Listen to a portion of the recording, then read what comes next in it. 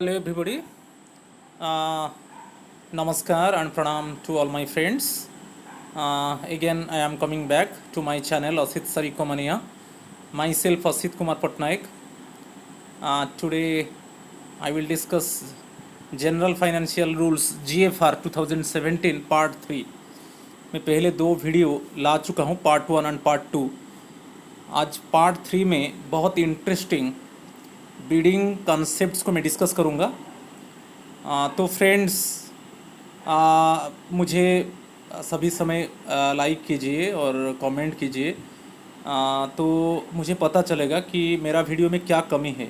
Please my friends, always comment me and like me and also subscribe me, and through comments also I know in which area I am having lacking. So today I will discuss some interesting bidding concepts. I think these type of things today I will discuss in my video. Two bid system, two stage bidding system, reverse auction tool, e-procurement. तो ये सब चीज़ आज मेरा video में मैं discuss करूँगा और बहुत इम्पोर्टेंट है. जितना एडमिनिस्ट्रेटिव एग्ज़ाम है और जो KVS और NVS का जो प्रिंसिपल एग्ज़ाम होता है, जो फाइनेंशियल रूल से बढ़िया बढ़िया क्वेश्चन आता है और उसको मैं अच्छे तरीके से डिस्कस करूँगा.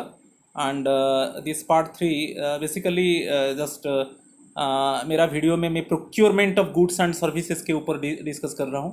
कैसे government departments and subsidiaries of government departments they procure goods through certain terms and conditions. तो चलो अभी टाइम इतना बर्बाद नहीं करेंगे. So students, just I am going to start my video. First, bid क्या है? It include tender, offer, quotation और proposal. Means an offer to supply goods, services or execution of works made in accordance with the terms and conditions set out in a document inviting such offers. जो बीड है उसको हिंदी में बोली कहा जाता है. Actually मैं थोड़ा हिंदी में उसको अच्छे से डिस्कस कर रहा हूँ. जब गवर्नमेंट डिपार्टमेंट और कोई ऐसा गवर्नमेंट ऑफिस उसको कुछ गुड को प्रोक्योर करना है तो वो टेंडर इनवाइट करता है. तो जब वो इनवाइट करता है तब उस समय वो जो डॉक्यूमेंट्स है, बिडिंग डॉक्यूमेंट्स है, उसको उसका खुद का वेबसाइट में वो उसको अपलोड करता है. और जो गवर्नमेंट पोर्टल है, it means CPPP, central public procurement portal, so उसमें भी उसको अपलोड करता है. तो जो टेंडरर्स और जो सप्लायर्स और जो हमारा सर्विस प्रोवाइडर और जो हमारा कंसल्टेंट और जो हमारा बिडर है, वो उस डॉक्यूमेंट्स को वो चाहे वो सेंट्रल परचेजिंग पोर्टल हो और चाहे वो डिपार्टमेंट का जो साइट है उसमें उसको डाउनलोड करके वो ऑफर को एक्सेप्ट करते हैं और उसको वो फिर फिलअप करके वो साइट में अपलोड करते हैं कि हम अभी प्रोक्योरमेंट प्रोसेस में इन्वॉल्व रहेंगे. तो basically bid it is one type of invitation offer to the bidders, suppliers, service providers to supply goods and services और also execute works according to the terms and conditions fixed by the department or offices of the different departments. So यही है actually, उसको बीड कहा जाता है. Okay, जिसके हिसाब से जो टर्म्स कंडीशंस होता है जो गवर्नमेंट डिपार्टमेंट का और जो गवर्नमेंट ऑफिसेस का, वो उसी के हिसाब से वो उनका टेंडर डॉक्यूमेंट्स को और जो टेंडर इंक्वायरी है और जो टेंडर डॉक्यूमेंट्स है वो उनका खुद का वेबसाइट में basically the particular department I means upload the tender documents in its website and also upload documents in CPPP, Central Public Procurement Portal. सो इसमें जो भी बिडर, जो भी सप्लायर वो चाहता है कि मैं इनवाइटेशन को एक्सेप्ट करूंगा और मैं सप्लाई करने के लिए राजी हूं, और वो क्या करेगा, वो डॉक्यूमेंट्स को डाउनलोड करके उसको फिलअप करके फिर वो जो रूल के हिसाब से होता है वो फिर वही डिपार्टमेंट का वेबसाइट में और अदरवाइज वो CPPP पोर्टल में वो उसको अपलोड करता है. तो इट मीन्स बीड एक इनवाइटेशन ऑफर है. किससे इनवाइटेशन या ऑफर होता है ना, जो गवर्नमेंट डिपार्टमेंट चाहता है कि मैं कुछ गुड्स प्रोक्योर करूँगा, ठीक है, और बेसिकली जो प्रोक्योरिंग एंटिटी है और जो गवर्नमेंट डिपार्टमेंट है और जो गवर्नमेंट ऑफिसेस है वो रेगुलरली गुड्स को प्रोक्योर करते हैं. जब उनका गुड्स सर्विसेज का ज़रूरत है और any work they want to execute, then at that time they it means invite the tender. Okay, so it include tender, offer, quotation or proposal, means an offer to supply goods, services or execution of works made in accordance with the terms and conditions set out in a document inviting such offers. Next एक bidder. Actually bidder उसका alternate name है tenderer, consultant और service provider. Means any eligible person और firm और company participating in A procurement process with A procuring entity.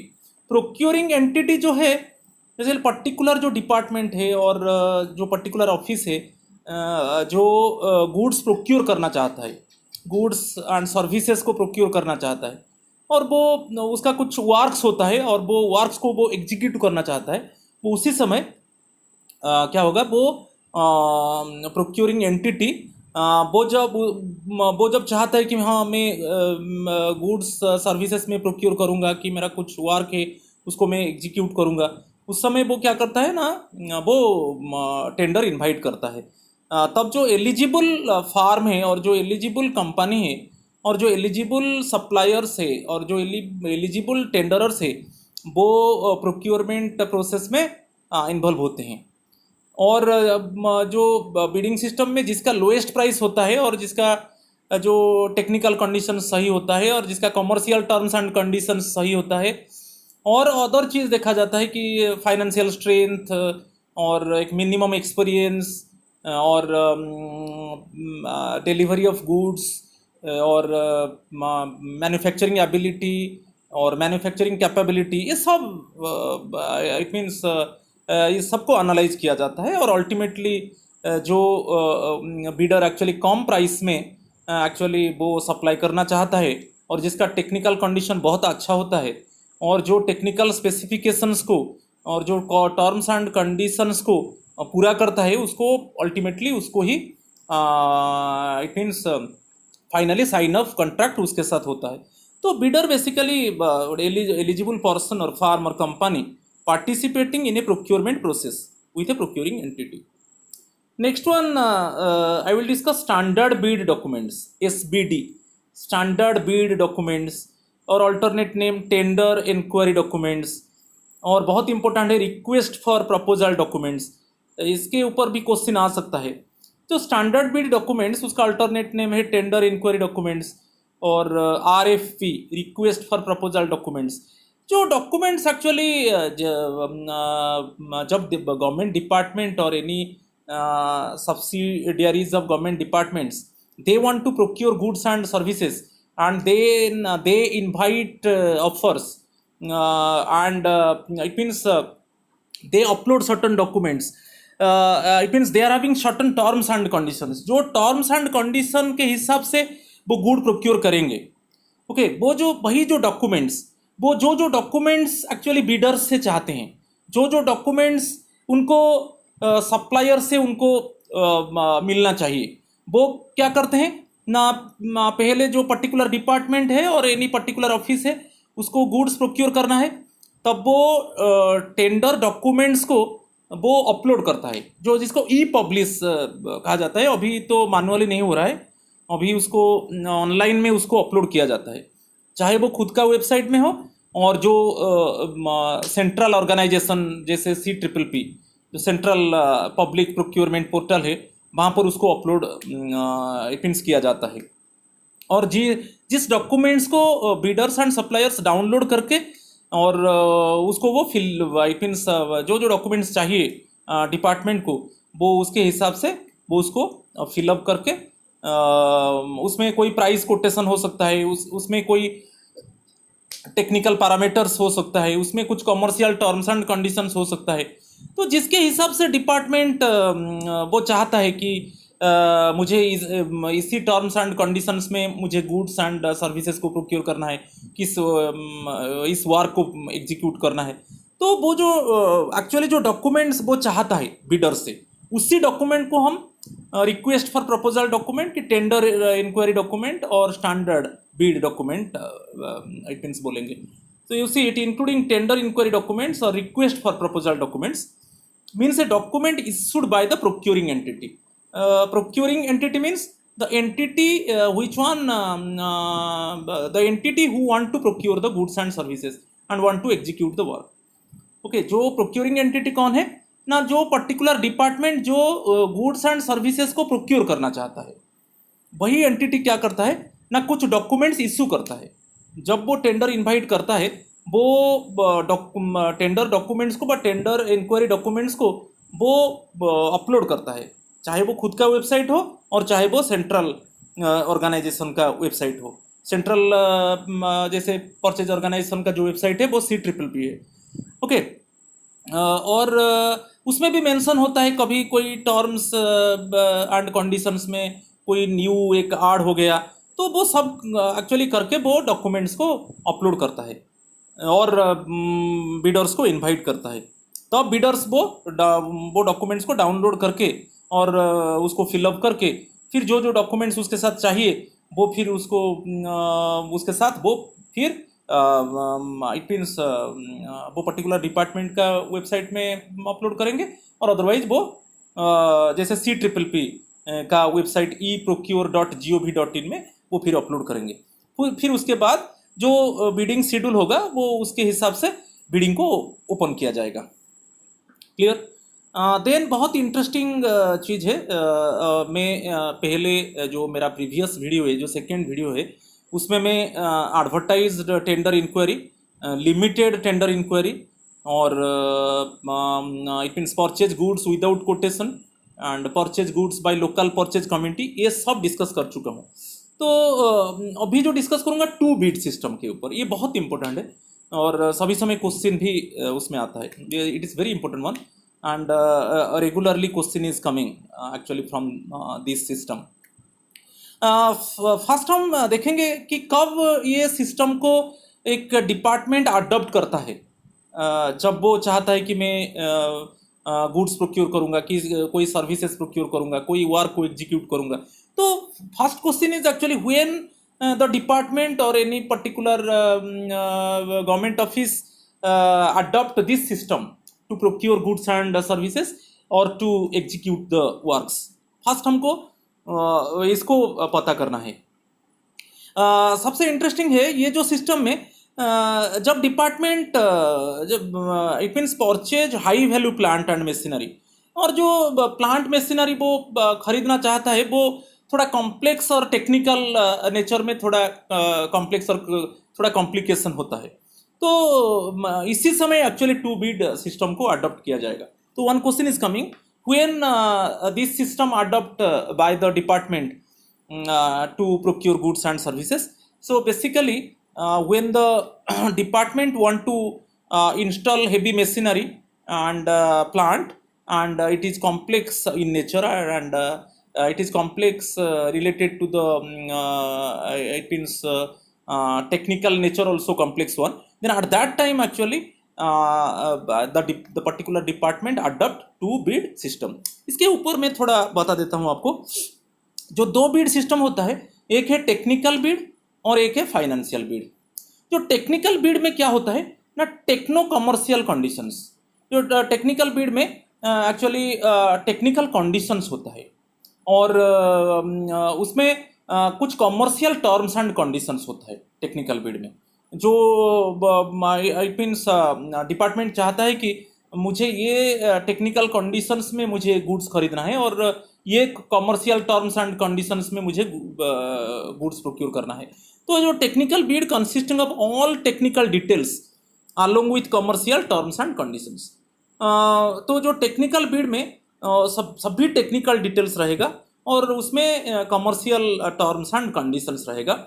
और ये technical Beed, ये जो दोनों बीड है, टेक्निकल बीड और फाइनेंशियल बीड, ये दोनों को अलग अलग एनवलप में उसको रखा जाएगा, एक एनवलप में नहीं रखा जाएगा। बहुत इंपॉर्टेंट है।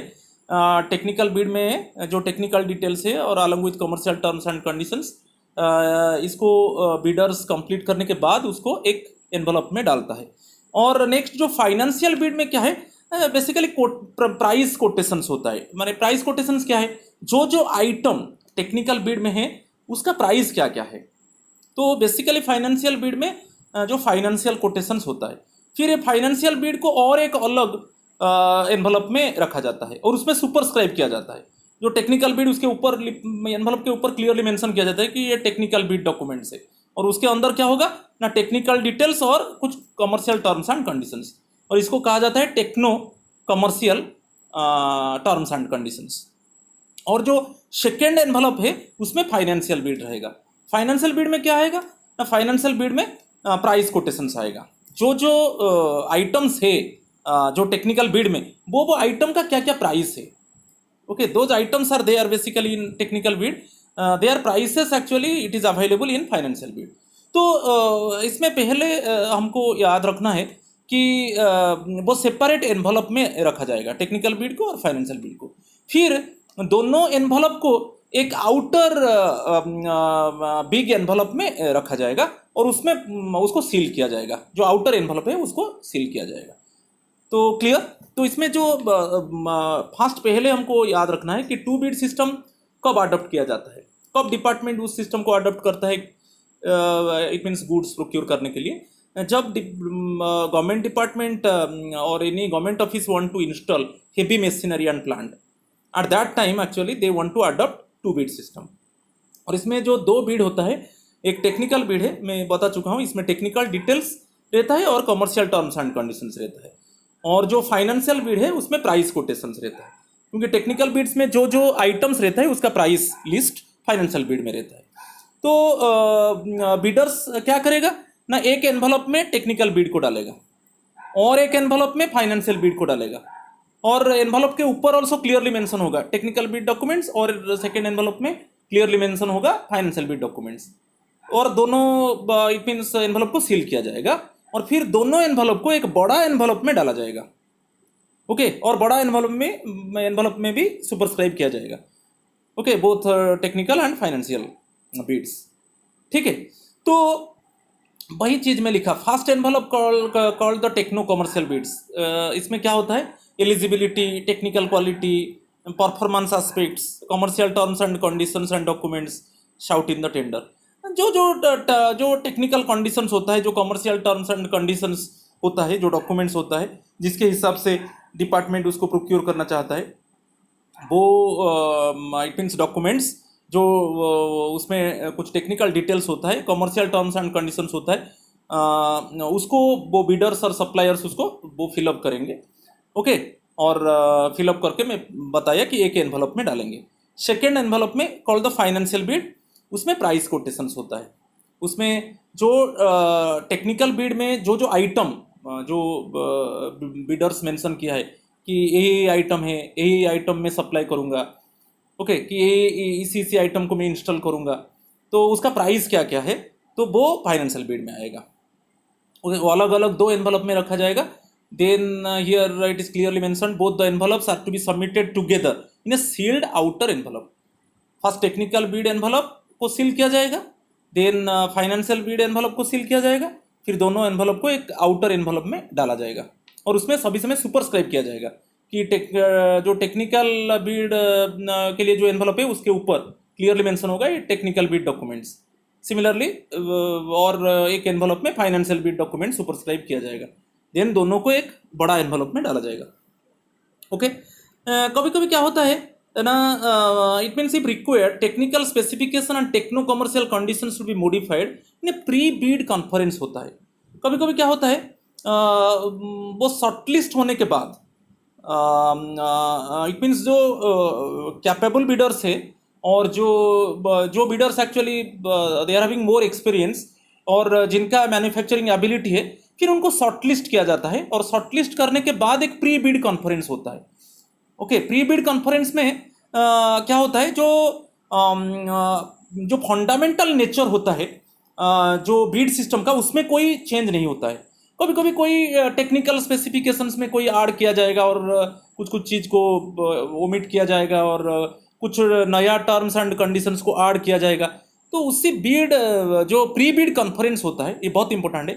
प्री बिड कॉन्फ्रेंस में क्या होता है, सभी बिडर्स आते हैं और सभी बिडर्स को अपॉर्चुनिटी मिलता है और तब वो बेसिकली डिपार्टमेंट के साथ बात करेंगे। जो डिपार्टमेंट चाहता है उसको प्रोक्योर करेगा, कि जो पर्टिकुलर ऑफिस चाहता है उसको बेसिकली गुड्स को प्रोक्योर करेगा।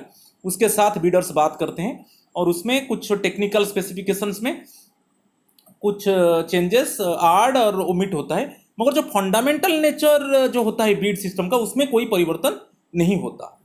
तो यही चीज़ इफ रिक्वायर्ड, यदि चाहिए तब ये प्री बीड कॉन्फ्रेंस बुलाया जाएगा। If required technical specification and techno commercial conditions should be modified in a pre-bid conference, and it would be desirable not to invite fresh financial bids after opening of the techno commercial bids. ये very important one. जब ये थोड़ा बहुत change होता है, कभी कभी commercial terms and conditions में कुछ नया कंडीशंस को ऐड कर दिया जाता है जब बिडर्स अप्रोच करते हैं ओके कंसर्न डिपार्टमेंट को, कि उस टर्म्स एंड कंडीशंस में ये ऐड कर दो, कि इसको ओमिट कर दो, और कुछ टेक्निकल स्पेसिफिकेशन में कुछ चेंज होता है, उस तरीके का चीज़ होता है। मगर एक बार जो टेक्निकल बीड को ओपन कर दिया जाएगा, मीन्स उसके बाद फाइनेंशियल बीड में कोई चेंज नहीं आएगा। Okay, it would be desirable not to invite fresh financial bids after opening of the techno commercial bids. कभी कभी क्या है, जो प्री बीड कॉन्फ्रेंस यही होता है कि पहले वो सबमिट करते हैं दोनों टेक्निकल बीड्स और फाइनेंशियल बीड्स को, और उस समय क्या है, जो कैपेबल सप्लायर्स है उनको डिपार्टमेंट बुलाता है और जो शॉर्ट लिस्टेड करके उनको बुलाता है। और शॉर्ट लिस्टेड कैसे करता है ना, उनका मैन्युफैक्चरिंग एबिलिटी, उनका पास्ट एक्सपीरियंस, उनका it means financial strength, okay, उनका मैन्युफैक्चरिंग एबिलिटी, उनका पास्ट परफॉर्मेंस, ये सबको देख के एक शॉर्ट लिस्ट करके उनको फिर बुलाता है। और बुला के जो टेक्निकल बीड में कुछ टर्म्स एंड कंडीशन में कुछ चेंज होता है, फाइनेंशियल बीड में कुछ नहीं होगा। ओके, तब वो फिर क्या करते हैं ना, वो टेक्निकल बीड में इट मीन्स कुछ चेंज करते हैं, मगर फाइनेंशियल बीड में कुछ नहीं होगा। तो ये हो सकता है इफ रिक्वायर्ड। सो इसमें बहुत इंटरेस्टिंग है, यहाँ पर क्वेश्चन सभी समय आता है कि कौन सा बीड को पहले ओपन किया जाएगा। जब बिडर्स उसको सबमिट कर देंगे, क्योंकि एक शेड्यूल होता है, कि शेड्यूल में क्या होता है कि it means opening date for submission of the bids. First पहले जो शेड्यूल के बारे में मैं थोड़ा बता देता हूँ clearly. One it means tender schedule is there. Tender schedule में क्या होता है ना, वो इसमें क्लियरली मेंशन होता है कि इसी डेट में बिडर्स और सप्लायर्स वो टेंडर डॉक्यूमेंट्स को डाउनलोड कर सकते हैं। और कहाँ कहाँ से डाउनलोड करेंगे, जैसे दिया जाएगा कि जो गवर्नमेंट डिपार्टमेंट का वेबसाइट यही है, उससे डाउनलोड किया जाएगा, और CPP पोर्टल है, उससे डाउनलोड किया जाएगा, जो eprocure.gov.in CPP का सेंट्रल पब्लिक प्रोक्योरमेंट पोर्टल। तो इसमें क्लियरली मेंशन होगा कि इसी डेट से उसको डाउनलोड किया जा सकता है, और इसी डेट तक एक पर्टिकुलर टाइम लिमिट होता है कि इसी डेट से इसी डेट तक डॉक्यूमेंट्स को डाउनलोड किया जा सकता है। नेक्स्ट होगा सबमिशन। कौन सा डेट से सबमिशन शुरू होगा, जो बिडिंग डॉक्यूमेंट्स जो बिडर सप्लायर्स उसको फिलअप करने के बाद कब से वो उसको सबमिट करेंगे, और कब ओपनिंग डेट है और कभी क्लोजिंग डेट है। और उसमें भी क्लियर मेंशन होगा कि टाइम एंड डेट, कौन सा डेट और कौन सा टाइम में टेक्निकल बीड को ओपन किया जाएगा। और इसमें सबसे बहुत इंटरेस्टिंग है, फास्ट टेक्निकल बीड को ओपन किया जाएगा, फाइनेंशियल बीड नहीं, फास्ट टेक्निकल बीड। एक एनवलप में है टेक्निकल बीड, तो जो कॉम्पिटेंट अथॉरिटी है वो एक कमिटी बना सकता है, और अदरवाइज वो कॉम्पिटेंट अथॉरिटी वो खुद देख सकते हैं। तो basically it means one evaluation committee होता है। तो एवेल्युएशन कमिटी होता है, और जो आई मीन्स कमिटी को चूज करता है जो डिपार्टमेंट, वो कमिटी क्या करेगा, वो टेक्निकल जो बीड्स है उसको ओपन करेगा। सभी सप्लायर्स बीडर्स का टेक्निकल बीड्स को पहले ओपन किया जाएगा। फाइनेंशियल बीड में कुछ नहीं है, फाइनेंशियल बीड वही सील होकर रहेगा, ओनली टेक्निकल बीड्स को ओपन किया जाएगा। और ये जो टेक्निकल बीड्स ओपन करने के बाद एवेल्युएशन कमेटी देखेगा कि जिस बीडर का एक्चुअली जो टेक्निकल डिटेल्स है, कमर्शियल टर्म्स एंड कंडीशंस है, वो डिपार्टमेंट के हिसाब से है, according to the terms and conditions of the department. I means some bidders I means they fill up the documents. वो यही देखते हैं कि जो डिपार्टमेंट्स को चाहिए, आई मीन्स जो टेक्निकल कंडीशंस है, जो कमर्शियल टर्म्स एंड कंडीशंस है, वो जिन जिन बीडर्स का सही होगा उन्हीं को चूज किया जाएगा, सभी का नहीं। क्लियर? तो जो टेक्निकल बीड पहले ओपन होगा, पहले ओपन होने के बाद जो एवेल्युएशन कमिटी है, जो कॉम्पिटेंट अथॉरिटी जो कमिटी बनाया है, वो कमिटी सभी बीडर्स का टेक्निकल बीड को चेक करेगा। जिनका सही होगा उनको चूज किया जाएगा, और जिनका टेक्निकल बीड सही नहीं होगा उनको रिजेक्ट कर दिया जाएगा, और उनका फाइनेंशियल बीड ओपन नहीं होगा। आपको याद रखना है। क्लियर? जिनका टेक्निकल बीड सही होगा उनको ही चूज किया जाएगा। टेक्निकल बीड सही होगा मीन्स जो टेक्निकल कंडीशंस और जो कमर्शियल टर्म्स एंड कंडीशंस के हिसाब से डिपार्टमेंट गुड्स को प्रोक्योर करना चाहता है, ओके, उसके हिसाब से जो बीडर्स ने डॉक्यूमेंट्स उनको चूज किया जाएगा। और जो बीडर्स है उनका सही नहीं है, जो टेक्निकल कंडीशंस है कि कमर्शियल टर्म्स एंड कंडीशंस है, वो सही नहीं है, तो उनको रिजेक्ट कर दिया जाएगा। तो फिर क्या किया जाएगा कि अभी इट मीन्स जो कमिटी है, जो डिपार्टमेंट का जो एवेल्युएशन कमिटी है, वो चूज कर लिया कि यही बीडर अभी फाइनेंशियल बीड में पार्टिसिपेट करेंगे। तो फिर उनको टाइम दिया जाएगा कि इसी डेट और इसी टाइम में आपका फाइनेंशियल बीड ओपन होगा। किसको दिया जाएगा ना? जो बीडर्स को चूज किया गया, जो बीडर्स का टेक्निकल बीड्स सही है, बट जिनका technical conditions and commercial terms and condition सही है, ठीक है, तो उनको भी टाइम और डेट दिया जाएगा। इसी डेट एंड इसी टाइम में आपका फाइनेंशियल बीड ओपन होगा। फिर फाइनेंशियल बीड जिस डेट दिया जाएगा उसी समय फाइनेंशियल बीड ओपन किया जाएगा, और जिसका लीस्ट प्राइस होगा, ओके, जिसका लीस्ट प्राइस होगा, फाइनली उसके साथ कॉन्ट्रैक्ट किया जाएगा, साइन अप कॉन्ट्रैक्ट किया जाएगा। तो ही है इन द सेम चीज I have written here. First instance on the bid opening date and time and scrutinised and evaluated by the competent committee or authority and technically compliant bidders are decided. Technically compliant bidders, जो bidders का technical condition सही होगा, जो bidders का commercial terms and condition सही होगा, उनको ultimately choose किया जाएगा। जिनका टेक्निकल कंडीशन सही नहीं है जो बिडर्स का, उनको रिजेक्ट कर दिया जाएगा और उनका फाइनेंशियल बीड को ओपन नहीं किया जाएगा। तो अल्टीमेटली जो टेक्निकली कंप्लियंट बिडर्स है उनको टाइम दे दिया जाएगा, टाइम और डेट दे दिया जाएगा, इसी टाइम में आपका फाइनेंशियल बीड ओपन होगा। In the second instance, the financial bids of only the techno-commercially compliant offers are to be opened after intimating them the date and time of opening of financial bid for further evaluation and ranking before awarding the contract। में वही बताया, जो जिनका technical Beed सही होगा और उनको choose कर लिया जाएगा और उनको डेट एंड टाइम दे दिया जाएगा कि उसी दिन आपका फाइनेंशियल बीड्स ओपन होगा। ओके, देन उस दिन उनका फाइनेंशियल बीड्स को इवेलुएट किया जाएगा और जिनका लिस्ट प्राइस होगा, ओके, अल्टीमेटली उसी बीडर के साथ साइन अप कॉन्ट्रैक्ट होगा। तो जो the financial bids of technically non compliant bidders, जिनका टेक्निकल बीड को रिजेक्ट कर दिया गया, okay, the technical bids of those bidders already rejected by the department और concern office of the department. So उनका जो वो जो फाइनेंशियल बीड है उसको वो उनको रिटर्न कर दिया जाएगा। The financial bids of technically non compliant bidders should be return on open. उसको ओपन, उसका जो एनवलप है जिसमें फाइनेंशियल बीड वो रखे थे उसको ओपन नहीं किया जाएगा, उनको रिटर्न कर दिया जाएगा। द फाइनेंशियल बीड्स अब बहुत इंपॉर्टेंट है, क्वेश्चन आ सकता है। The financial bids of technically non compliant bidders should be return unopened to the respective bidders.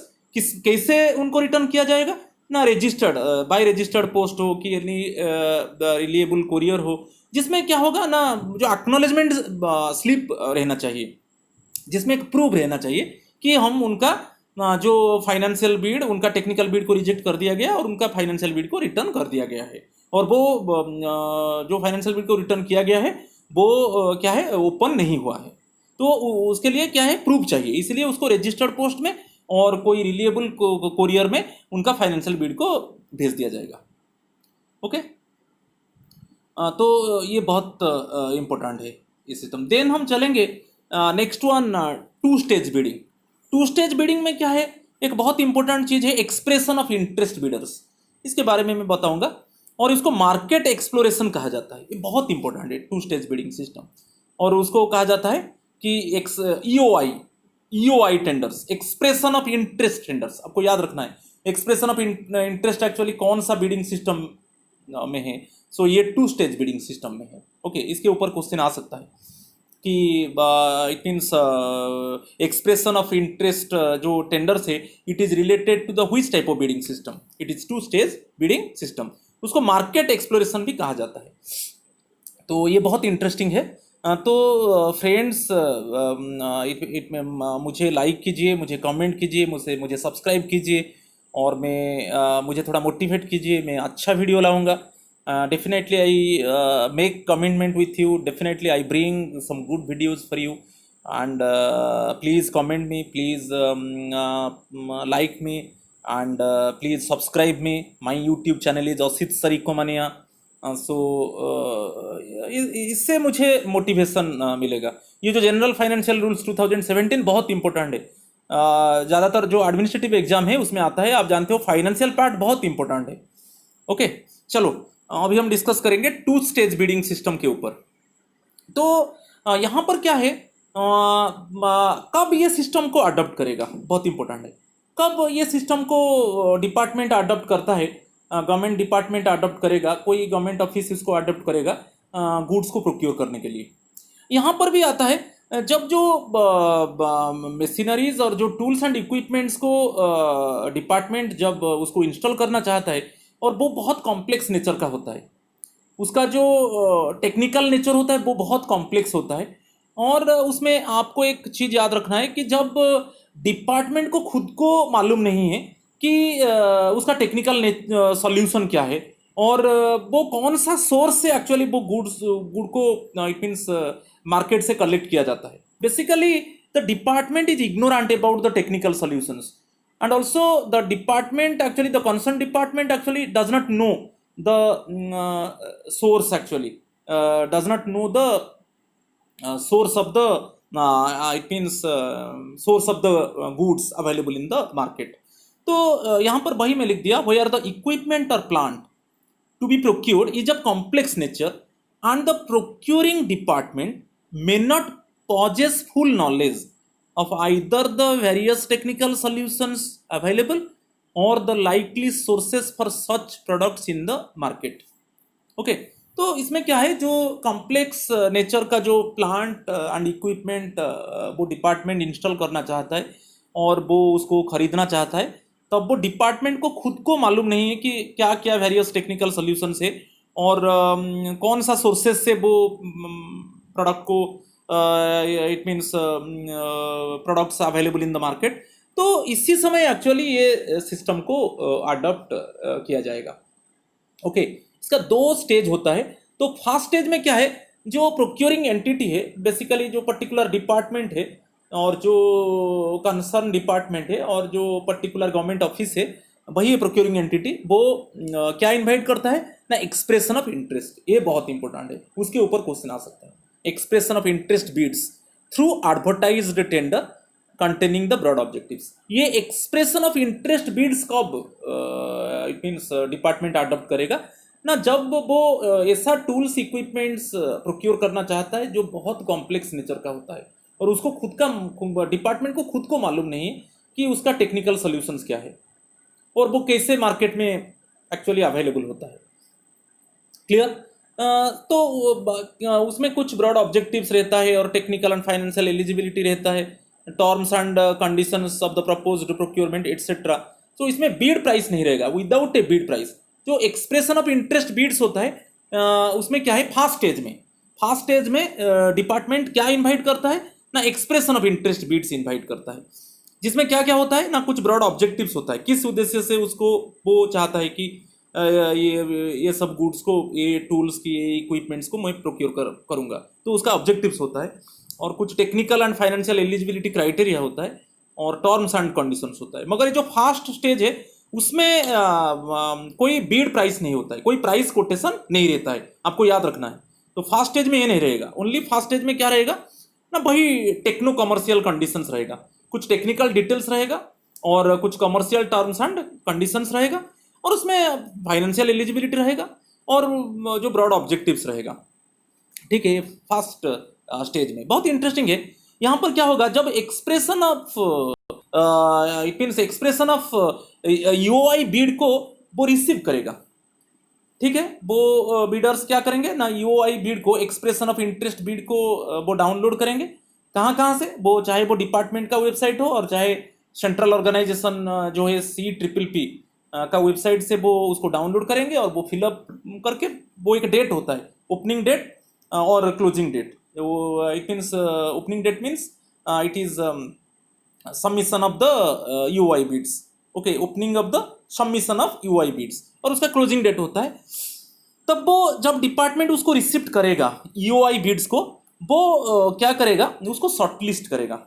Shortlist कैसे करेगा, वो अभी क्या हुआ ना, अभी एक्सप्रेशन ऑफ इंटरेस्ट बीड्स को रिसीव कर लिया डिपार्टमेंट ने।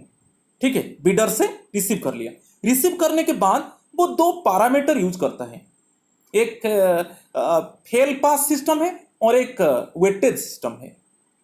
वेटेज सिस्टम में क्या होता है, वो ग्रेडेशन होता है उसमें, जैसे A1 B1 ऐसे ग्रेडेशन होता है, ABCD ऐसे ग्रेडेशन करके उसको मार्किंग किया जाता है, और उसको मार्किंग करते हैं कॉम्पिटेंट अथॉरिटी, जो CA कॉम्पिटेंट अथॉरिटी। तो फर्स्ट है जो वेटेज सिस्टम में उसको ग्रेडेशन किया जाता है और मार्क दिया जाता है। उसमें एक्चुअली वेटेज सिस्टम में क्या होता है, जैसे टोटल मार्क 100 होगा, जिनको 60 मार्क मिलेगा, it means basically 60%, minimum eligibility mark is 60%, उनको एक्चुअली वो एलिजिबल है। ओके, उनका टेक्निकल बीड को डिपार्टमेंट एक्सेप्ट करेगा। तो ये है फर्स्ट है वेटेज सिस्टम। नेक्स्ट वन है फेल पास सिस्टम है। फेल पास में क्या होता है ना, मिनिमम क्राइटेरिया होता है। ओके, डिपार्टमेंट एक मिनिमम क्राइटेरिया बीडर्स का चेक करेगा।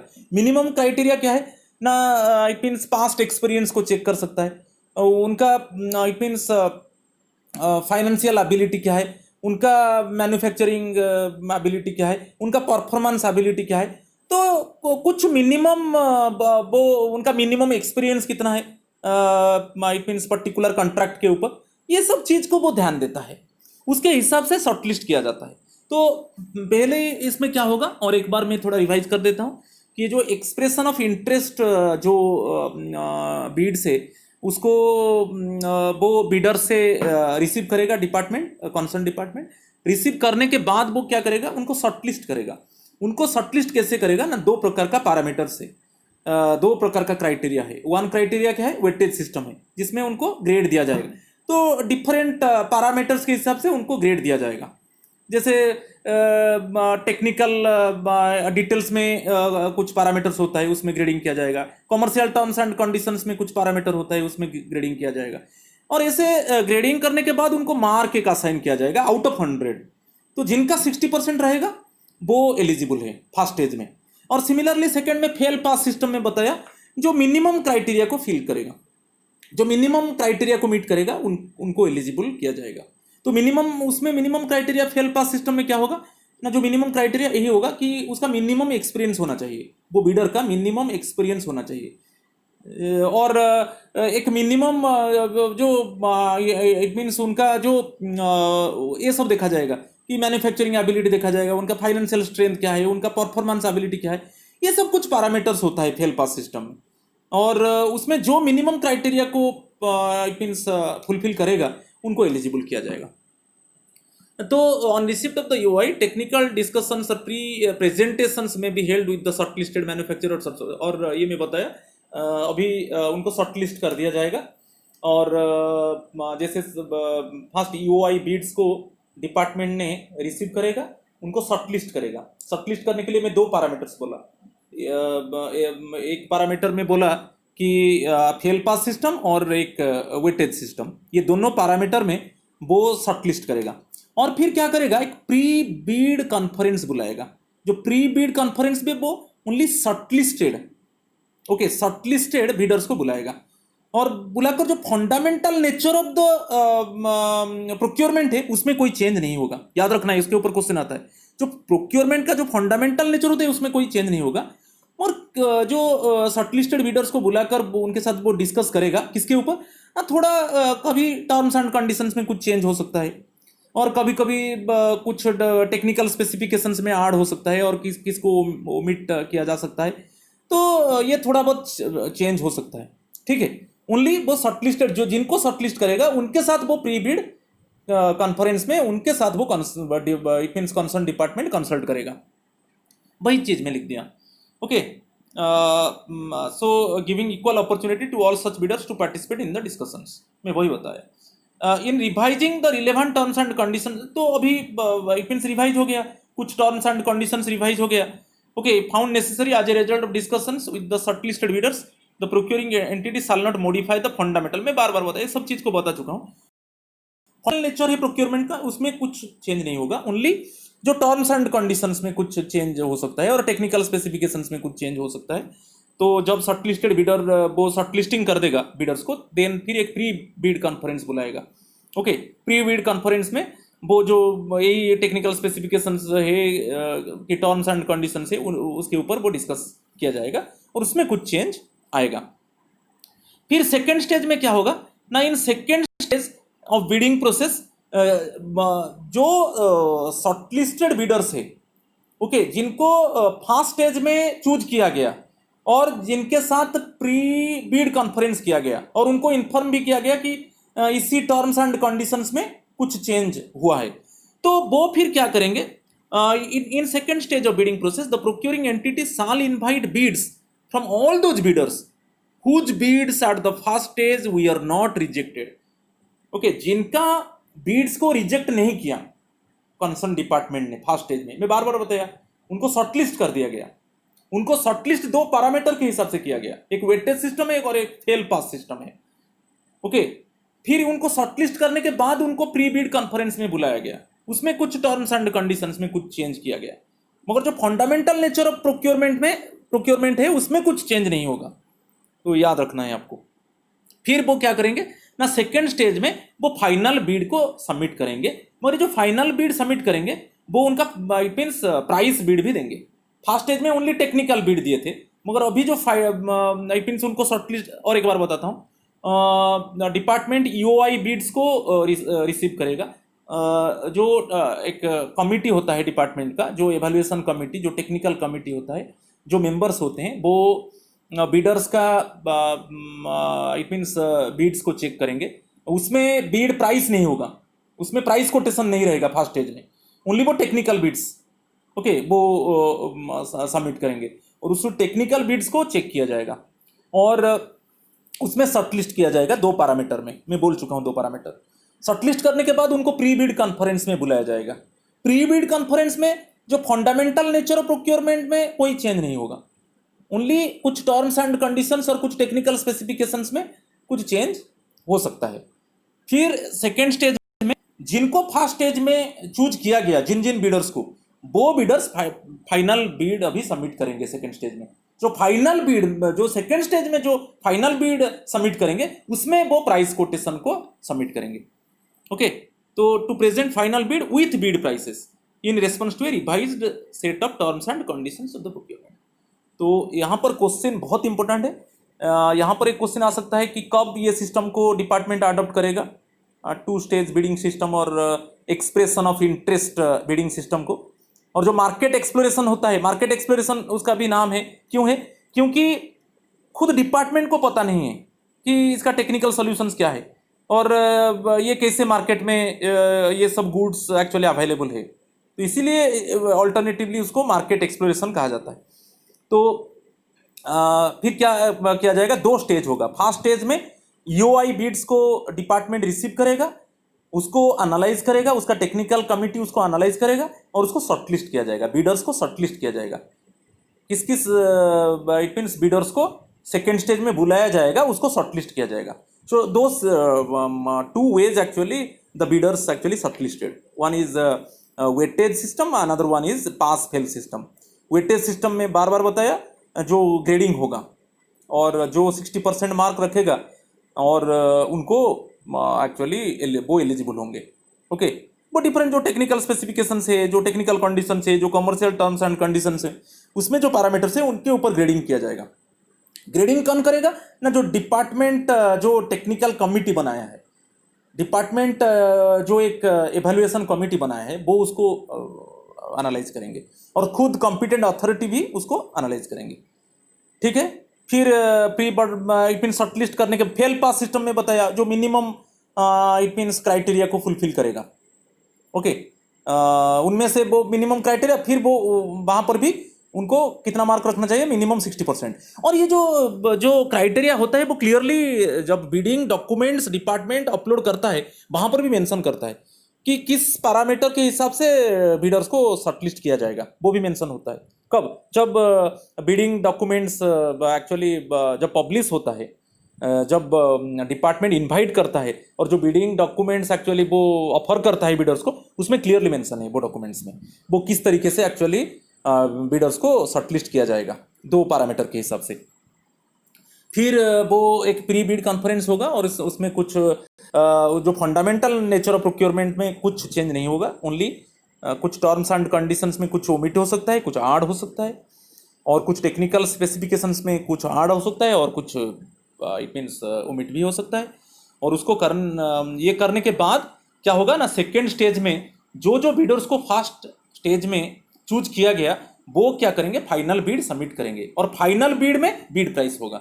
जो फर्स्ट स्टेज में जो था वो टेक्निकल बीड्स था, और सेकेंड स्टेज में जो वो फाइनली जो बीड सबमिट करेंगे उसमें बीड प्राइस होगा।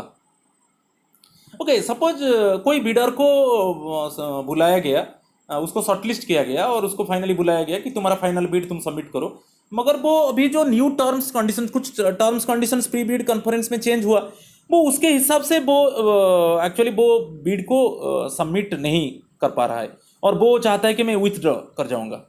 ओके, तो उस समय क्या होगा, वो जो बीड सिक्योरिटी दिया है वो फॉरफिट हो सकता है। इसीलिए वो क्या करता है ना, डिपार्टमेंट को वो क्लैरिफाई करता है कि मैं इसी रीजन के वजह से एक्चुअली मैं विथड्रॉ करना चाहता हूँ, मैं मेरा फाइनल बीड सबमिट नहीं कर पाऊंगा।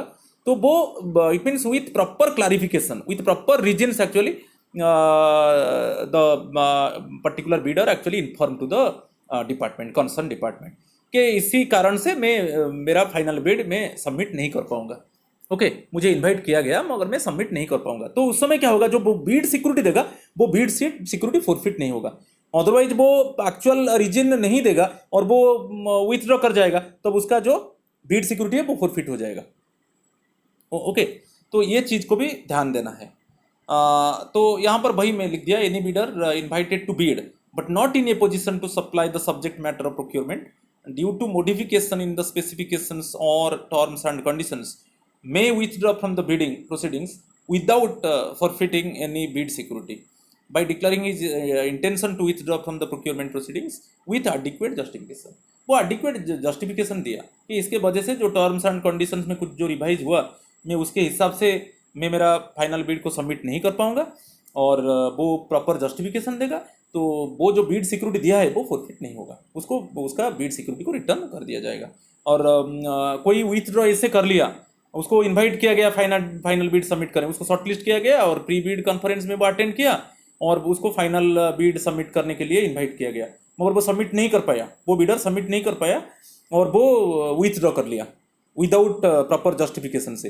तो उसको जो फर्स्ट स्टेज में जो एक्चुअली वो जब टेक्निकल बीड सबमिट किया था उस समय बीड सिक्योरिटी दिया था, तो उसका बीड सिक्योरिटी को फॉरफिट कर दिया जाएगा, उसको रिटर्न नहीं किया जाएगा। तो यहां पर मैं क्लियरली मेंशन दे रहा हूं अभी, इन case of EOI tenders, expression of interest tenders में कैसे शॉर्टलिस्ट किया जाता है मैं उसको बता चुका हूँ, और एक बार थोड़ा आप देख लीजिए। Bidder shortlisted on the basis of weightage evaluation, मैं बता चुका हूँ। वेटेज एवेल्युएशन में क्या होता है ना, कुछ पैरामीटर्स होता है, जैसे टेक्निकल स्पेसिफिकेशंस के ऊपर, कमर्शियल टर्म्स एंड कंडीशंस के ऊपर, वो कुछ पैरामीटर्स एक्चुअली डिपार्टमेंट रखा है, और उसमें ग्रेडिंग होगा। जैसे ग्रेडिंग क्या होगा, A B C D E ऐसे ग्रेडिंग होगा, और ग्रेडिंग होकर उसको मार्क में कन्वर्ट किया जाएगा। और जो वेटेज एवेल्युएशन में जो 100 से 60 मार्क रखेगा उसको एलिजिबल कर दिया जाएगा, वो फर्स्ट स्टेज एलिजिबल है, वो अभी फाइनल बिड सबमिट करने के लिए एलिजिबल है। ओके, तो all bidders who secure the minimum required marks normally 60% shortlisted.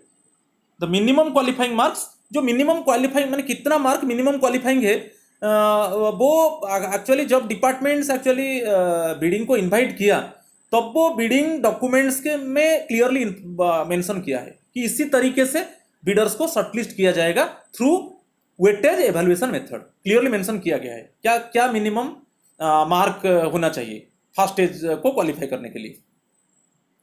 Alternatively instead of weighted evaluation और एक एवेल्युएशन है जो फेल पास क्राइटेरिया है। फेल पास क्राइटेरिया में with minimum qualifying requirement for each of the criteria, प्रत्येक criteria में क्या होगा, एक मिनिमम इट मीन्स क्वालिफाइंग होना चाहिए। जो मिनिमम जो क्या होता है मिनिमम क्वालिफाइंग ना, मिनिमम ईयर्स ऑफ एक्सपीरियंस।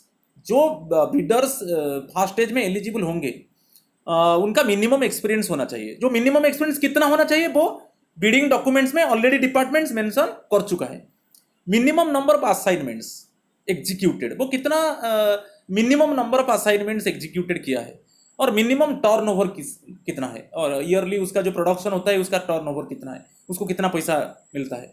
तो ये सब क्या है, मिनिमम क्वालिफाइंग नेचर है जो फेल पास क्राइटेरिया के हिसाब से एलिजिबल होना है। तो आपको याद रखना है जो फेल पास क्राइटेरिया है उसमें minimum years of experience, minimum number of assignments executed by the bidders and minimum turnover of the bidders, ये चीज को देखा जाएगा।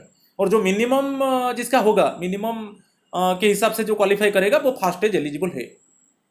इसमें और बहुत इंपॉर्टेंट है, ये जो शॉर्टलिस्ट होगा जो एटलीस्ट 4 फार्म्स, माने मिनिमम 4 फार्म्स, 4 से कम नहीं।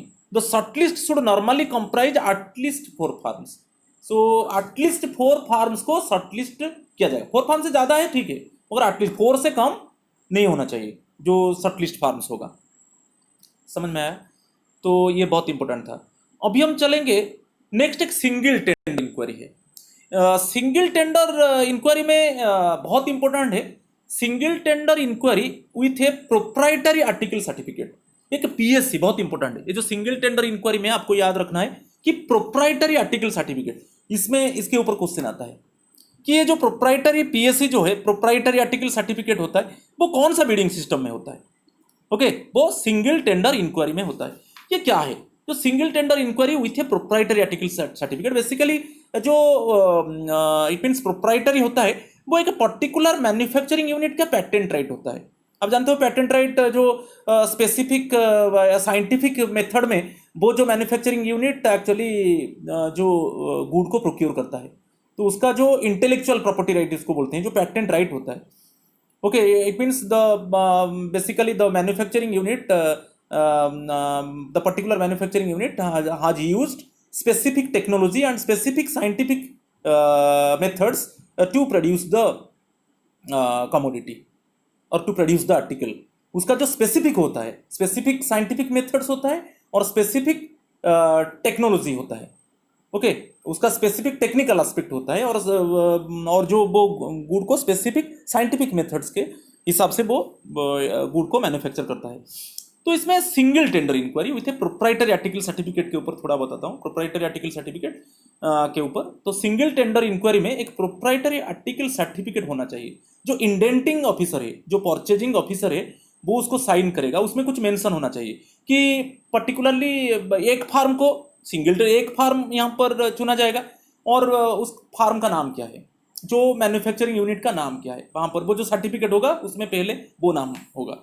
फिर एक नेक्स्ट कॉलम में सपोज आ सकता है कि आप रीजन दो, for what reason actually this particular firm has chosen for supplying the goods. क्यों ये पर्टिकुलर फार्म को चूज किया गया। तो ये सब फॉर्मेट एक होता है, एक सर्टिफिकेट होता है। वो सर्टिफिकेट को क्या होगा ना, डिपार्टमेंट का जो हेड है वो उसको अप्रूव करेगा अल्टीमेटली। वो अप्रूव करने के बाद एक्चुअली वो जो फाइनेंशियल डेलीगेशन पावर नॉर्मली होगा। विदाउट पीएससी एक्चुअली यहाँ पर सिंगल टेंडर इंक्वायरी में गुड्स को प्रोक्योर नहीं किया जाएगा। तो ये जो प्रोप्राइटरी आर्टिकल है, प्रोप्राइटरी आर्टिकल सर्टिफिकेट पीएससी है, उसको इंडेंटिंग ऑफिसर, जो परचेजिंग ऑफिसर एक्चुअली वो कंसर्न ऑफिस को बोलेगा कि हम ये गुड को प्रोक्योर करेंगे, मगर एक सिंगल पर्टिकुलर फार्म से हम करेंगे, क्योंकि और किसी से हम और कोई भी मैन्युफैक्चरिंग यूनिट से इस तरीका का प्रोडक्ट हम एक्चुअली प्रोक्योर नहीं कर सकते हैं। इसी पर्टिकुलर फार्म से हम प्रोक्योर करेंगे, क्योंकि उसका जो ट्रेडमार्क है और उसका जो पैटेंट, जो इंटेलेक्चुअल प्रॉपर्टी राइट है वो अच्छा है। तो इसलिए वो क्या करेगा ना, वो परचेजिंग ऑफिसर क्या करेगा, वो प्रोप्राइटरी आर्टिकल सर्टिफिकेट को साइन करेगा और हेड ऑफ द डिपार्टमेंट को भेजेगा। फिर हेड ऑफ द डिपार्टमेंट उसको वो सर्टिफिकेट को रिकमेंड करने के बाद फिर वो सिंगल टेंडर इंक्वायरी में गुड्स को प्रोक्योर किया जाएगा। तो in procurement of goods certain items are procured only from original equipment manufacturer. यहाँ पर याद रखना है OEM, ओरिजिनल इक्विपमेंट मैन्युफैक्चरर, और मैन्युफैक्चरर हैज प्रोप्राइटरी राइट। मैं बार बार बताया प्रोप्राइटरी राइट, जो जिनका पेटेंट राइट है, जिनका इंटेलेक्चुअल प्रॉपर्टी राइट है, जो स्पेसिफिक साइंटिफिक मेथड से, जो स्पेसिफिक टेक्निकल मेथड से जो गुड्स को प्रोक्योर करते हैं, जो गुड्स को क्या करते हैं ना, प्रोड्यूस करते हैं। और जो मैन्युफैक्चरर हैज प्रोप्राइटरी राइट और it is authorised by any dealers और स्टॉकिस्ट। जो डीलर्स स्टॉकिस्ट रहेंगे वही मैन्युफैक्चरिंग यूनिट का रहेंगे। तो against A PSC proprietary article certificate signed by the appropriate authority, once a PSC is signed at the designated level as per schedule of purchasing power, SOPP, schedule of purchasing power, the powers of procurement are the same as in normal conditions as per the delegation of powers. So इसमें actually आपको ज़्यादा ध्यान देना है proprietary article certificate के ऊपर। हमको ये पता है कि एक ओरिजिनल इक्विपमेंट मैन्युफैक्चरर है, जो certain items are procured only from original equipment manufacturer. जो ओरिजिनल इक्विपमेंट मैन्युफैक्चरर है हम गुड्स को उसी से ही प्रोक्योर करेंगे। जो डिपार्टमेंट चाहेगा कि उसी से ही प्रोक्योर किया जाएगा। तो उसी समय क्या होगा, एक वो डिपार्टमेंट क्या करेगा ना, जो प्रोप्राइटरी आर्टिकल सर्टिफिकेट है उसको हेड ऑफ द डिपार्टमेंट को भेजेगा, और हेड ऑफ द डिपार्टमेंट उसको अप्रूव करने के बाद वो यहाँ पर जो ओरिजिनल इक्विपमेंट मैन्युफैक्चरर है उससे वो गुड्स को प्रोक्योर कर सकते हैं। Okay, clear.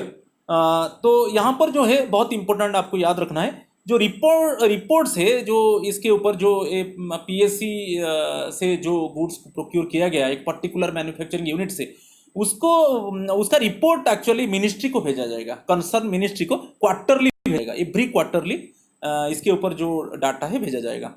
और उसके ऊपर इंटरनल ऑडिट हो सकता है, मगर एटलीस्ट 10% ऑफ सच केसेस, यहाँ पर भी क्वेश्चन हो सकता है। ये जो it means against PSC, against proprietary article certificate जो गुड्स प्रोक्योर किया जाएगा उसके ऊपर इंटरनल ऑडिट होगा, मगर internal audit only 10% such cases में होगा। और नेक्स्ट वन भी इंपॉर्टेंट है, details of such contract should be published on the website of the procuring entity. जो कंसर्न डिपार्टमेंट है उसका वेबसाइट के ऊपर डिटेल्स ऑफ सच कॉन्ट्रैक्ट वो भी पब्लिश होगा। तो यहाँ पर 2-3 क्वेश्चन बन सकता है। एक है पीएससी में अभी गुड्स प्रोक्योर किया जाएगा एक पर्टिकुलर मैन्युफैक्चरर से, तो यहाँ पर क्या होगा ना, एवरी क्वार्टर में मिनिस्ट्री को इन्फॉर्म किया जाएगा। नेक्स्ट इंटरनल ऑडिट होगा, मगर 10% सच केसेस में इंटरनल ऑडिट हो सकता है। और नेक्स्ट वन जो डिटेल्स ऑफ कॉन्ट्रैक्ट रहेगा वो कंसर्न डिपार्टमेंट का वेबसाइट में उसको अपलोड होना चाहिए। ओके, ये है single tender inquiry with proprietary article certificate. मगर एक विदाउट प्रोप्राइटरी आर्टिकल सर्टिफिकेट है। यहाँ पर देखिए एक विदाउट प्रोप्राइटरी आर्टिकल सर्टिफिकेट है। यहाँ पर single tender inquiry without a proprietary article certificate. ये कब होगा ना, ये बहुत इंपॉर्टेंट है। फर्स्ट सेंटेंस बहुत इंपॉर्टेंट है। ये tender invitation to one firm only without a PSC is called a single tender. जब सिंगल टेंडर होगा, सिंगल टेंडर मीन्स एक पर्टिकुलर फार्म से डिपार्टमेंट गुड्स को प्रोक्योर करेगा, मगर विदाउट पीएससी। यहाँ पर प्रोप्राइटरी आर्टिकल सर्टिफिकेट नहीं चाहिए, बिना प्रोप्राइटरी आर्टिकल सर्टिफिकेट से यहाँ पर एक पर्टिकुलर फार्म से भी गुड्स प्रोक्योर किया जा सकता है। और कब किया जाएगा? इन case of emergency. Emergency means कोई फाइनेंशियल डिजास्टर हो गया, सो उसी समय क्या होगा ना, एक पर्टिकुलर फार्म से गुड्स को प्रोक्योर किया जा सकता है, मगर कोई प्रोप्राइटरी आर्टिकल सर्टिफिकेट नहीं चाहिए। ठीक है, तो in case of emergency the required goods are necessary to be purchased from a particular source and the reason, या रीजन मेंशन होगा, कौन सा कारण है, क्या कारण हुआ जो एक पर्टिकुलर फार्म से परचेज किया गया, तो वो जो रीजन है उसको रिकॉर्ड किया जाएगा। And the reason for such decision is to be recorded and approval of the competent authority obtained. Then second one होगा विदाउट पीएससी, जो सिंगल टेंडर इंक्वायरी में, फॉर स्टैंडर्डाइजेशन ऑफ मशीनरी और spare parts to be compatible to the sets of equipment, it means on the advice of the competent technical expert and approved by the competent authority, the required item is to be purchased only from a selected firm। जो basically second चीज़ क्या है, जो department में actually जो standardisation of machinery और जो spare parts use होता है, एक्चुअली वो एक पर्टिकुलर फार्म से परचेज किया जाएगा, क्योंकि उसको पर्टिकुलर फार्म ने इंस्टॉल किया है।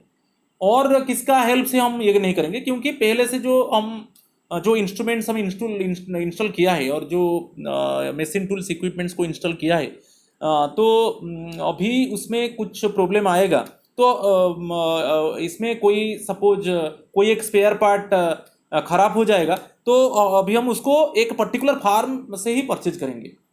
तो ये जब आता है, तो यहाँ पर विदाउट पीएससी एक इमरजेंसी और एक जो स्पेयर पार्ट्स हम डिटेक्ट कर लिया कि यहाँ पर जो स्पेयर पार्ट्स है वो पर्टिकुलर फार्म से खरीदा जाएगा। ओके, और वो स्पेयर पार्ट्स एक्चुअली वो पर्टिकुलर फार्म से मिलता है। समझ में आ रहा है कि नहीं? तो ये दो चीज में वो पीएससी नहीं चाहिए, प्रोप्राइटरी आर्टिकल सर्टिफिकेट नहीं चाहिए। तो यहाँ पर ये क्या है ना, single tender inquiry without PSC. जब इमरजेंसी केस होगा तभी हम क्या करेंगे, एक फार्म से डिपार्टमेंट क्या करेगा, गुड्स को प्रोक्योर करेगा और रीजन भी देगा कि इसी रीजन के वजह से हम एक फार्म से उसको प्रोक्योर कर लिया। तो इमरजेंसी केस में। सेकेंड वन, ऐसा एक सिचुएशन है जो स्पेयर पार्ट्स हम खरीदना चाहते हैं और एक पर्टिकुलर फार्म से खरीदना चाहते हैं, क्योंकि हमारा यहाँ पर जो टूल्स इक्विपमेंट्स है, वो वहाँ पर जो टूल्स इक्विपमेंट्स है एक्चुअली वो उसका स्पेयर पार्ट एक्चुअली एक पर्टिकुलर फार्म ने सप्लाई करता है, तो उसी से डिपार्टमेंट क्या करेगा, प्रोक्योर करेगा। ओके, ये दो चीज याद रखना है। It means single tender inquiry with proprietary article certificate and without proprietary article certificate, इसके ऊपर क्वेश्चन आ सकता है। ठीक है, नेक्स्ट हम ई प्रोक्योरमेंट के ऊपर जाएंगे। ये भी बहुत इंपॉर्टेंट है, जो इलेक्ट्रॉनिक प्रोक्योरमेंट है। अभी आप जानते हो कि जब कोई भी डिपार्टमेंट, एनी डिपार्टमेंट और एनी सब्सिडियरीज ऑफ डिपार्टमेंट वो टेंडर इंक्वायरी करना चाहते हैं, तो वो उसको फर्स्ट क्या करेंगे ना, वेबसाइट में अपलोड करेंगे। एक सेंट्रल पब्लिक प्रोक्योरमेंट पोर्टल में अपलोड किया जाएगा टेंडर डॉक्यूमेंट्स, और उसका जो खुद का वेबसाइट है उसमें अपलोड किया जाएगा। ये मैंडेटरी है। It is mandatory for departments to receive, और जो बीड्स को रिसीव किया जाएगा अभी ऑनलाइन में रिसीव किया जाएगा, मैनुअली नहीं। तो यही चीज है ई प्रोक्योरमेंट में। It is mandatory for departments to receive all bids through e procurement portal. मैं बार बार बोल चुका हूँ, जो ई प्रोक्योरमेंट पोर्टल है वो सेंट्रल पब्लिक प्रोक्योरमेंट पोर्टल, उसका साइट क्या है, इट मीन्स उसका साइट है eprocure.gov.in। Okay, central public procurement portal का जो वेबसाइट है वो eprocure.gov.in। तो जो भी बीड्स डिपार्टमेंट रिसीव करेगा वो ऑनलाइन में करेगा। ओके, इट मीन्स जो ई प्रोक्योरमेंट पोर्टल होता है उसमें रिसीव करेगा। तो ये e procurement portal, it means who actually provide e procurement portal, उसके ऊपर थोड़ा हम डिस्कस करेंगे। Departments actually which do not have a large volume of procurement और carry out procurements required only for day to day running of offices and also have not, यहाँ पर बहुत important है, जो डिपार्टमेंट्स एक्चुअली ज़्यादा goods procure नहीं करता है और जो गुड्स प्रोक्योर करता है only day to day running of the offices के लिए करता है, तो also have not initiated e-procurement through any other solution provided so far. So बहुत solution होता है, बहुत इट मीन्स प्राइवेट फार्म्स होते हैं वो भी प्रोवाइड करते हैं, it means E procurement portal वो एक्चुअली क्रिएट करते हैं, वो उनका हेल्प नहीं लिया है। सो यहाँ पर वही दिया है, also have not initiated e procurement through any other solution provided so far, may use e procurement solution developed bye national information centre. तो वो यूज कर सकता है। कभी कभी क्या होता है, कुछ कुछ डिपार्टमेंट्स है जो बहुत कम गुड्स प्रोक्योर करते हैं, दे प्रोक्योर लेस गुड्स, क्योंकि only day to day running for offices वो कोई भी इट मीन्स सर्विस प्रोवाइडर का हेल्प नहीं लेते हैं ये ई प्रोक्योरमेंट करने के लिए। वो NIC का जो नेशनल इंफॉर्मेशन सेंटर है उसका जो पोर्टल है, जो ई प्रोक्योरमेंट पोर्टल उसका है, उसको यूज कर सकते हैं। अदर डिपार्टमेंट्स के लिए क्या है, ये तो फास्ट हो गया, जो डिपार्टमेंट एक्चुअली कम गुड्स प्रोक्योर करता है, procure less volume of goods, okay, only for day to day running of the offices. मगर जो अदर डिपार्टमेंट्स है वो actually may use either use e procurement solution developed by NIC, जो national informatic centre जो e procurement solution बनाया है उसको use कर सकते हैं, और कोई यानी अदर आउटसाइड सर्विस प्रोवाइडर का हेल्प ले सकते हैं ये ई प्रोक्योरमेंट पोर्टल को क्रिएट करने के लिए। समझ में आ रहा है कि नहीं? ये दो चीज़ बहुत इंपॉर्टेंट है। जो less volume of goods procure करते हैं, जो डिपार्टमेंट्स उनका डे टू डे ऑफिस को चलाने के लिए, और वो किसी भी एक्चुअली सर्विस प्रोवाइडर का हेल्प नहीं लिया है ये ई प्रोक्योरमेंट करने के लिए, तो वो NIC जो नेशनल इंफॉर्मेटिक्स सेंटर है उसका जो ई प्रोक्योरमेंट पोर्टल को यूज कर सकते हैं। ओके, अदरवाइज जो अदर डिपार्टमेंट्स है वो जो ज़्यादा वॉल्यूम ऑफ गुड्स प्रोक्योर करते हैं तो वो क्या करेंगे, वो NIC का ई प्रोक्योरमेंट पोर्टल को यूज कर सकते हैं, और कोई आउटसाइड सर्विस प्रोवाइडर का हेल्प लेके वो ई प्रोक्योरमेंट पोर्टल को मेंटेन करेंगे। मगर यहाँ पर जो इंस्ट्रक्शन होता है ये जो ई प्रोक्योरमेंट पोर्टल में, actually these instructions will not apply to procurements made by departments through DGS&D rate contracts. मैं बार बार बताया था मेरा फर्स्ट वीडियो में, DGS&D director general of supplies and disposal, okay, ये है main central purchase organisation working under ministry of industry and commerce. ये बहुत सबसे इंपॉर्टेंट है DGS&D। वो क्या करता है, उसमें कुछ रजिस्टर्ड सप्लायर्स होते हैं, DGS&D कुछ सप्लायर्स को रजिस्टर्ड करता है, उनका फेयरनेस, उनका इट मीन्स ऑथेंटिसिटी, उनका ट्रांसपेरेंसी, उनका इंटीग्रिटी, वो सब चेक करता है, उनका फाइनेंशियल एबिलिटी, उनका फाइनेंशियल स्ट्रेंथ, उनका परफॉर्मेंस एबिलिटी, उनका मैन्युफैक्चरिंग एबिलिटी, ये सब देख के उनको रजिस्टर करता है, और उनके साथ रेट कॉन्ट्रैक्ट करता है कि कौन सा रेट में वो सप्लाई करेंगे। तो जब डायरेक्टली डिपार्टमेंट्स DGS&D में जो रजिस्टर्ड सप्लायर्स है उनसे वो डायरेक्टली रेट कॉन्ट्रैक्ट में, जो रेट कॉन्ट्रैक्ट वो किए हैं ऑलरेडी DGS&D के साथ 1 साल के लिए, वो रेट में वो खरीदेंगे, तो ये सब जो ई प्रोक्योरमेंट में जो इंस्ट्रक्शंस है उसको माना नहीं जाएगा। These instructions will not apply to procurements made by departments through DGS&D rate of contract। इसके ऊपर क्वेश्चन हो सकता है, क्योंकि DGS&D में जो रजिस्टर्ड सप्लायर्स है वो रेट ऑफ कॉन्ट्रैक्ट कर चुके हैं DGS&D के साथ, तो डायरेक्टली वहाँ से जब डिपार्टमेंट्स गुड्स को प्रोक्योर करेगा तब ये जो इंस्ट्रक्शंस है, जो ई प्रोक्योरमेंट का जो इंस्ट्रक्शंस है वहाँ पर लागू नहीं होगा। और इन सम केसेस क्या है, जब कोई नेशनल सिक्योरिटी और स्ट्रेटेजिक कंसिडरेशंस जो है उस समय क्या होगा, ये ई प्रोक्योरमेंट को नहीं लिया जाएगा, क्योंकि यहाँ पर थोड़ा कुछ कॉन्फिडेंशियलिटी रहता है।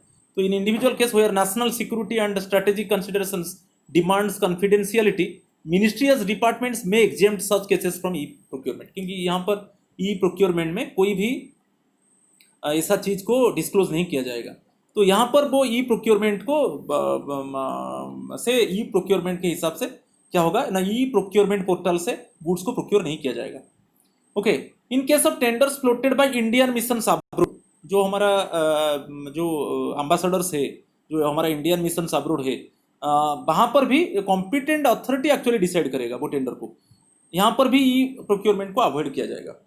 तो आपको याद रखना है, कभी कभी नेशनल सिक्योरिटी का बात आता है और कोई स्ट्रेटेजिक कंसिडरेशंस का बात आता है, वहाँ पर कॉन्फिडेंशियलिटी होता है, तो वहाँ पर ई प्रोक्योरमेंट से गुड्स को प्रोक्योर नहीं किया जाएगा। और जब टेंडर्स फ्लोट होता है कोई इंडियन मिशंस में, वहाँ पर एक्चुअली कॉम्पिटेंट अथॉरिटी वो टेंडर्स डिसाइड करते हैं, और वहाँ पर भी ई प्रोक्योरमेंट को अवॉइड किया जाएगा। वहाँ पर इसको ई प्रोक्योरमेंट के हिसाब से गुड्स प्रोक्योर नहीं किया जाएगा। समझ में आया? ये ई प्रोक्योरमेंट के ऊपर मैं थोड़ा बताया। क्लियर? नेक्स्ट फ्रेंड्स, ये बहुत इंपॉर्टेंट है, इलेक्ट्रॉनिक रिवर्सन, इसको आरए बोलते हैं, small e RA, reverse auction, electronic reverse auction. Electronic reverse auction के ऊपर बढ़िया से बताता रहा हूँ। आप देखिए यहाँ पर क्या है, ऑनलाइन बोली होगा। ये यहाँ पर एक क्वेश्चन आ सकता है, यहाँ पर है an online real time purchasing technique. An online real time purchasing technique क्या है?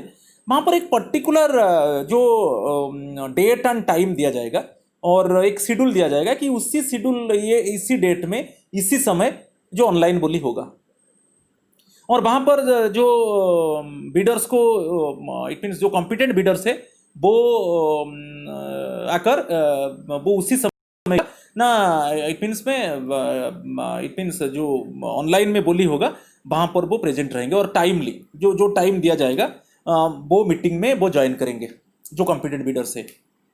समझ में आया? तो यहाँ पर ऑनलाइन बोली होगा।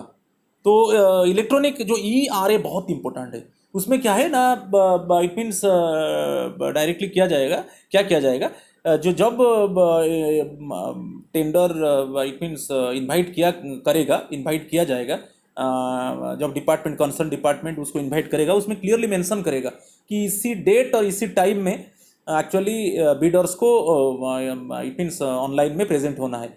और उस समय क्या होगा, सब वो जैसे बोर्ड इट मीन्स प्रोक्योरमेंट जो पोर्टल है, जो CPPP का पोर्टल है, और जो डिपार्टमेंट का वेबसाइट से वो डाउनलोड करेंगे, सब कुछ वही उसी तरीके से होगा। वो डाउनलोड करेंगे, फिलअप करेंगे, उसको अपलोड करेंगे, सब कुछ होगा। होने के बाद उनको एक real time actually purchasing technique होता है, वहाँ पर क्या है, वो पर्टिकुलर डेट और टाइम में वो ऑनलाइन मीटिंग अटेंड करेंगे बिडर्स, और वहाँ पर वो क्या करेंगे, उनका प्रेजेंटेशन देंगे। जो जो टाइम शेड्यूल होगा उसी के अंदर वो सब बिडर्स क्या करेंगे, उनका प्रेजेंटेशन देंगे। प्रेजेंटेशन में सब कुछ बोलेंगे, क्या क्या वो उनका टेक्निकल बिड्स क्या है, टेक्निकल कंडीशंस क्या है, और क्या कमर्शियल टर्म्स एंड कंडीशंस, और जो फाइनेंशियल बिड के ऊपर, प्राइस कोटेशन के ऊपर, वो सब डिस्क्लोज करेंगे। और क्या होगा, ऑटोमेटिकली क्या होगा, जिसका ऑनलाइन बोली में जो जिसका प्राइस लिस्ट होगा, ओके, उसी को ऑटोमेटिकली क्या होगा, एवेल्युएट ऑटोमेटिकली चूज कर दिया जाएगा।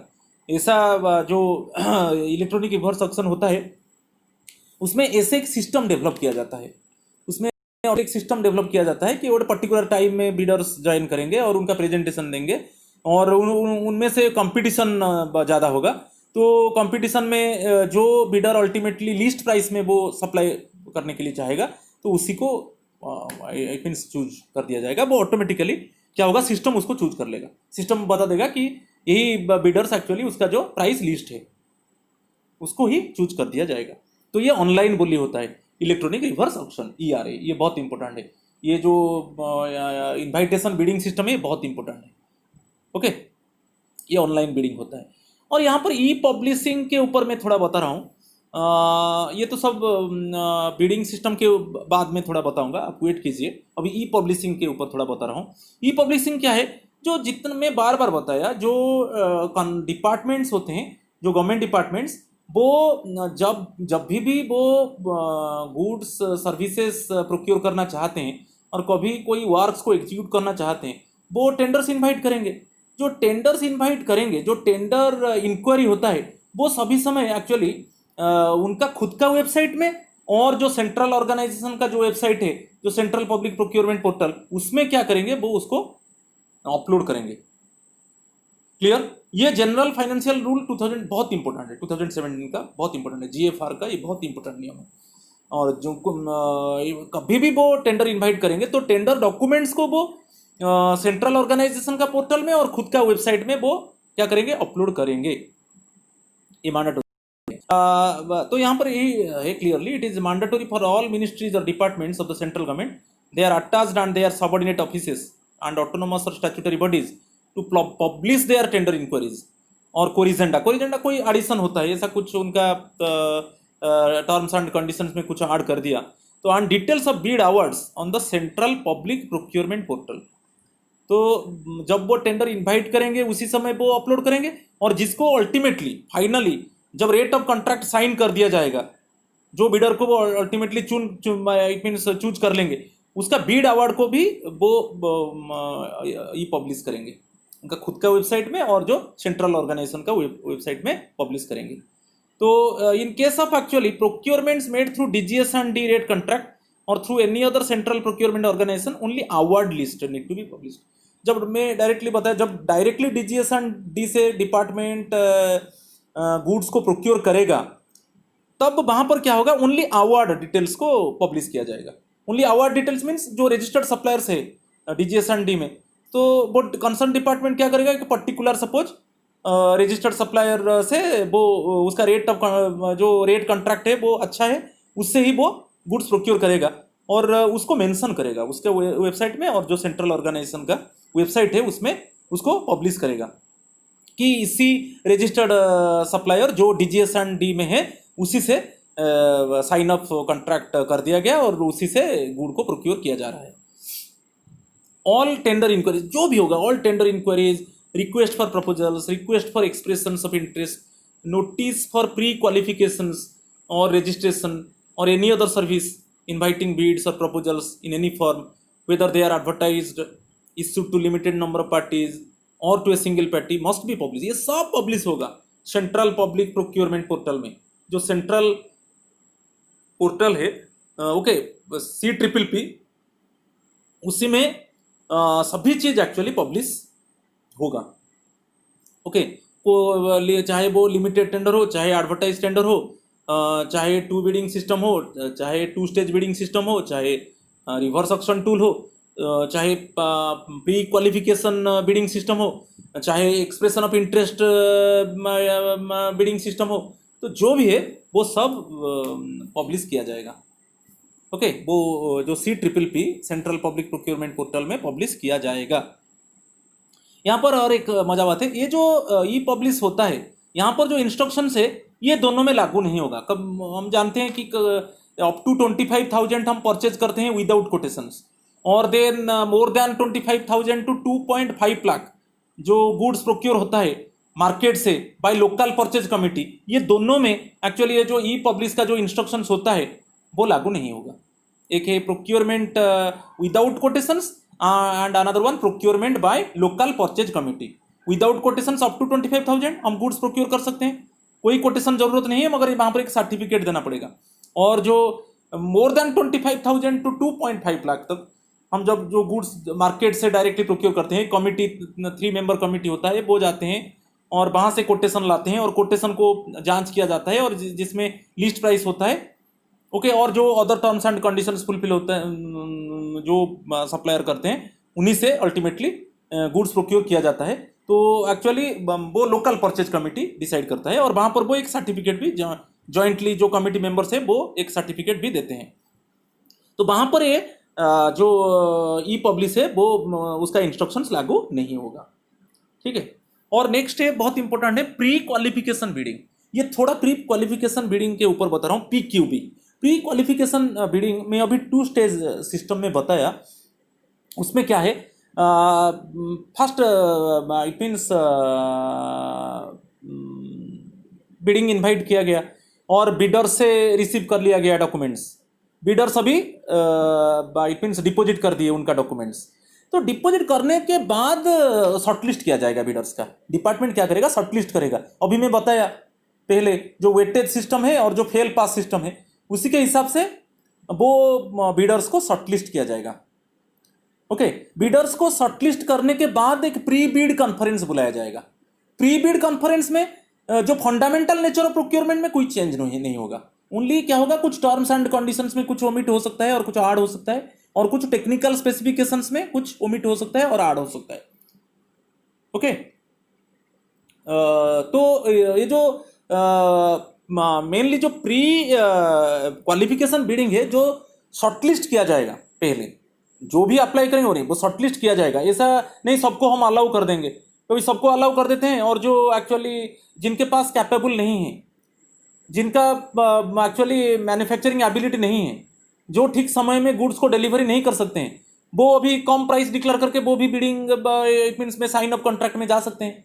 तो इसीलिए ये प्री क्वालिफिकेशन बिडिंग है, थोड़ा मैं डिस्कस कर लेता हूँ, आप देख लीजिए। In complex technical requirements where capability of source of supply is crucial. कभी कभी मैं बार बार बताया, जो 2 स्टेज बिडिंग सिस्टम में, जो एक्सप्रेशन ऑफ इंटरेस्ट बिडिंग में, कभी कभी ऐसा टूल्स इक्विपमेंट्स हम प्रोक्योर करना चाहते हैं, बेसिकली ऐसा कुछ tools and equipments department, government department और any offices of the government department वो प्रोक्योर करना चाहते हैं, जिनका नेचर बहुत कॉम्प्लेक्स होता है। ओके, तो इसमें क्या है, इट मीन्स जिन बिडर्स को हम चुनेंगे उनका कैपेबिलिटी को हम जज करेंगे। क्या उनका फाइनेंशियल स्ट्रेंथ है, क्या उनका मैन्युफैक्चरिंग एबिलिटी है, क्या उनका परफॉर्मेंस स्ट्रेंथ है, ये सब, और क्या उनका मिनिमम एक्सपीरियंस है, वो कितना असाइनमेंट्स एक्चुअली एग्जीक्यूट कर चुके हैं, ये सब चीज़ को हम देखना पड़ेगा हमको। तो इसीलिए प्री क्वालिफिकेशन बिडिंग होता है। तो for the successful performance of the contract considering techno commercial suitability, it is necessary to ensure that competition is only among bidders with requisite capabilities matching the challenges of the task। तो मैं पहले बताया, जो technical bid होता है, जब कोई ऐसा जो टेक्निकल रिक्वायरमेंट्स कॉम्प्लेक्स होता है, उसी समय हमको जो बिडर्स और सप्लायर्स हमको लेना है, उनके ऊपर हम भरोसा होना चाहिए। उनका ये सब चीज़ को हम देखेंगे, उनका फाइनेंशियल स्ट्रेंथ क्या है, उनका मैन्युफैक्चरिंग एबिलिटी क्या है, उनका परफॉर्मेंस एबिलिटी क्या है, उनका पास्ट एक्सपीरियंस क्या है, वो कितना असाइनमेंट्स एग्जीक्यूट कर चुके हैं। तो ये सब देख के हम उनको बिडर्स को शॉर्टलिस्ट करेंगे। तो इसीलिए यही चीज़ में लिख दिया। जो बेसिकली हम किसके ऊपर ध्यान देंगे, ज़्यादातर टेक्निकल बिड, जो technical details and commercial terms and conditions. जो technical details and commercial terms and conditions होता है, उसको बोलते हैं टेक्नो कमर्शियल कंडीशंस। तो यहाँ पर क्या होता है, in case bidders with inadequate capability are allowed to compete, the better qualified bidders would be eliminated। कि कभी कभी क्या है, जो inadequate है, जो bidders, हम उनको भी शामिल कर लिए, जिनका कैपेबिलिटी नहीं, अच्छा नहीं है, जिनका अच्छा मैन्युफैक्चरिंग एबिलिटी नहीं है, जिनका पास्ट एक्सपीरियंस नहीं है, उनको भी हम ऐड कर लिए। तो उनको ऐड करने से क्या होगा, कुछ जो कैपेबल बिडर्स है उनको एलिमिनेट कर दिया जाएगा। कैसे ना, ये जो इनएडिक्वेट बिडर्स, जो इनकैपेबल बिडर्स को हम ले लिए, वो अभी क्या करेंगे ना, कम प्राइस में वो सप्लाई करने के लिए तैयार हो जाएंगे।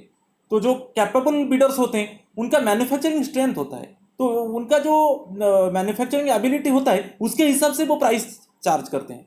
तो इसमें मजा बात है, जब भी हम इनकैपेबल बिडर्स को, जिनके पास कैपेबल नहीं है, उनको शामिल कर देंगे और वो कम प्राइस में सप्लाई करने के लिए राजी हो जाएंगे, तो यहाँ पर जो कैपेबल बिडर्स है, जो कैपेबल सप्लायर्स है, जो कैपेबल टेंडरर्स है, वो एलिमिनेट हो जाएंगे, क्योंकि वो प्राइस ज़्यादा चार्ज करते हैं, क्योंकि उनका मैन्युफैक्चरिंग एबिलिटी अच्छा है, उनका जो प्रोडक्ट का क्वालिटी होता है, उनका जो प्रोडक्ट प्रोड्यूस करते हैं, उनका जो साइंटिफिक मेथड होता है, वो बहुत स्ट्रांग होता है। तो वो ज़्यादा कॉस्ट बियर करते हैं गुड को प्रोक्योर करने के लिए, तो वो कैसे कम प्राइस में राजी हो जाएंगे। तो यहाँ पर इसको अच्छे से देखिए, यहाँ पर क्वेश्चन आ सकता है, in case bidders with inadequate capability are allowed to compete, the better qualified bidders would be eliminated since their bid price is likely to be higher commensurate with their high capability infrastructure. कभी कभी क्या होता है, जब हम incapable bidders को शामिल कर देंगे कैपेबल बिडर्स के साथ, तभी क्या होगा ना, अल्टीमेटली कुछ कैपेबल बिडर्स एलिमिनेट हो सकते हैं, क्योंकि वो प्राइस ज़्यादा चार्ज करते हैं। तो जब प्राइस ज़्यादा चार्ज करेंगे, ऑटोमेटिकली वो जो इनएडिक्वेट इट मीन्स मैन्युफैक्चरर्स है, उनको इट मीन्स चूज कर दिया जाएगा। समझ में आ रहा है कि नहीं, क्योंकि उनका जो मैन्युफैक्चरिंग स्ट्रेंथ होता है, वो जो इंफ्रास्ट्रक्चरल स्ट्रेंथ होता है, जो कैपेबल बिडर्स का, वो अच्छा होता है, इसलिए वो प्राइस ज़्यादा चार्ज करते हैं। तो इसीलिए क्या होता है ना, एक PQB सिस्टम में एक प्री क्वालिफिकेशन एक क्राइटेरिया होता है। प्री क्वालिफिकेशन में जैसे पास फेल सिस्टम बताया था, एक वेटेज सिस्टम और पास फेल सिस्टम। पास फेल सिस्टम में जो था मिनिमम क्राइटेरिया क्या है ना, past experience of similar contract, जो कॉन्ट्रैक्ट अभी देना चाहते हैं उनका पास्ट एक्सपीरियंस क्या है, परफॉर्मेंस कैपेबिलिटी, फाइनेंशियल स्ट्रेंथ, मैं बता चुका हूँ, ये सब है मिनिमम क्वालिफिकेशन क्राइटेरिया। इसको देखकर हम क्या करेंगे ना, जो कैपेबल बिडर्स को शॉर्टलिस्ट करेंगे, वही है प्री क्वालिफिकेशन बिडिंग, PQB। जो कैपेबल बिडर्स है, जिनका फाइनेंशियल स्ट्रेंथ है, जिनका मैन्युफैक्चरिंग एबिलिटी है, जिनका परफॉर्मेंस एबिलिटी है, जो टाइमली गुड्स को डिलीवरी कर सकते हैं, जिनका पास्ट एक्सपीरियंस है पर्टिकुलर कॉन्ट्रैक्ट के ऊपर, तो यहाँ पर उन्हीं को शॉर्टलिस्ट में लिया जाएगा। Okay, then PQB should meet the norms of transparency, fairness and maintenance of competition. Okay, तो ये है pre qualification what bidding. Okay, ये बहुत इंपॉर्टेंट है PQB, जो शॉर्टलिस्ट किया जाएगा। ओके, शॉर्टलिस्ट करने के बाद क्या देखकर शॉर्टलिस्ट किया जाएगा ना, उनका जो एक वो जब इट मीन्स उनका बिडिंग डॉक्यूमेंट्स सबमिट करेंगे और जब डिपार्टमेंट उसको रिसीव करेगा, वो जो डिपार्टमेंट का जो टेक्निकल कमिटी है, जो इवैल्यूएशन कमिटी, उसको थॉरोली जांच करेगा और उनमें से ये सब चीज़ को वो जांच करेगा। Past experience, performance capability, financial strength, उनको जांच करके फिर जो कैपेबल बिडर्स है उनको शॉर्टलिस्ट किया जाएगा। फिर अल्टीमेटली जो शॉर्टलिस्ट किया जाएगा जो बिडर्स को, उनको फाइनल बिड सबमिट करने के लिए कहा जाएगा और जब वो फाइनल बिड सबमिट करेंगे उसी समय वो प्राइस बिड देंगे। अभी जो उनको ये होगा, प्राइस बिड नहीं देंगे पहला स्टेज में, क्योंकि पहले जो वो टेक्निकल बिड्स देंगे उसके ऊपर जांच होगा। और जब शॉर्टलिस्ट कर दिया जाएगा, शॉर्टलिस्ट करने के बाद उनको प्री बिड कॉन्फ्रेंस में बुलाया जाएगा और कुछ टेक्निकल कंडीशंस में कुछ छोटा मोटा चेंज हो सकता है, मगर fundamental nature of the procurement में कोई चेंज नहीं होगा। और जब फाइनल बिड वो सबमिट करेंगे उस समय वो प्राइस बिड देंगे। इट मीन्स प्राइस कोटेशन, जो जो आइटम्स उनका टेक्निकल बिड में है और उनका प्राइस वो आइटम वाइज देंगे। ओके, और दो मॉडल में डिस्कस करना चाहता हूँ, बहुत इंपॉर्टेंट है। एक है ओपेक्स मॉडल और एक है कैपेक्स मॉडल। जो opex model of goods and services,